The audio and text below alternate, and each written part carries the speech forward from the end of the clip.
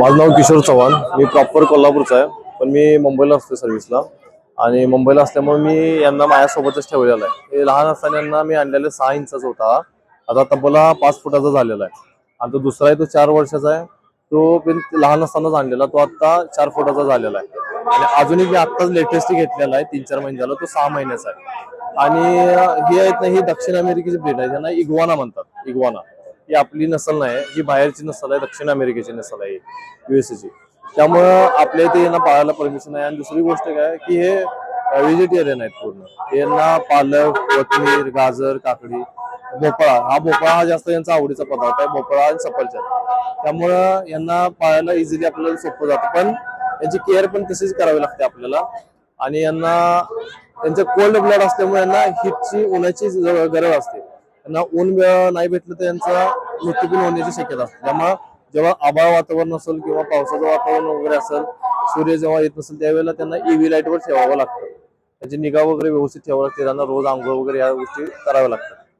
आणि ह्यांचं वैशिष्ट्य म्हणजे हे काटेरी स्किनचे आहेत.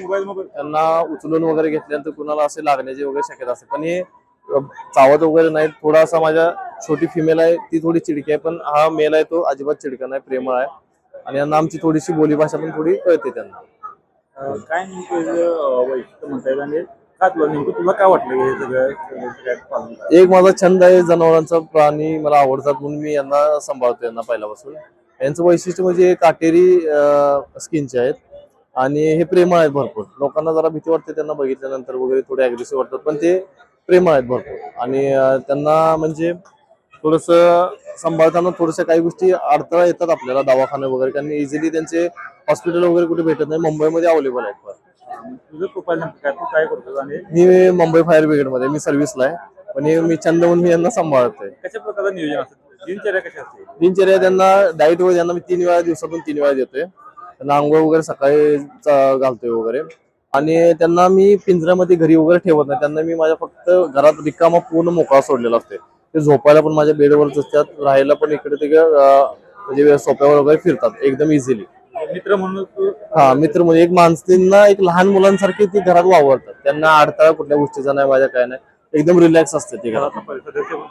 घरातला सदस्यच. आणि नवीन लोक आली की त्यांना ते भेटतात पण जाऊन, बसतात त्यांच्याकडे जाऊन. असं कोणाला त्रास वगैरे अजिबात येत नाही. इथं थोडं जर लोक गर्दी झाल्यामुळे थोडस अशी कावरी बावरी झालेले आहेत, पण ते भरपूर शांत आहेत आणि प्रेमळ आहेत. बाहेर प्राणी संग्रहालयात, मोठे मोठे प्राणी संग्रहालयात आहेत. कसं आहे, त्यांना सांभाळणं त्यांना इझिली नाही एवढं असं सपोर्ट कसं एवढं पण नाही, कारण ते त्यांना दवाखाना वगैरे, त्यांचा डाएट वगैरे ह्या त्या गोष्टीकडे भरपूर काळजीपूर्वक लक्ष द्यावं लागतं.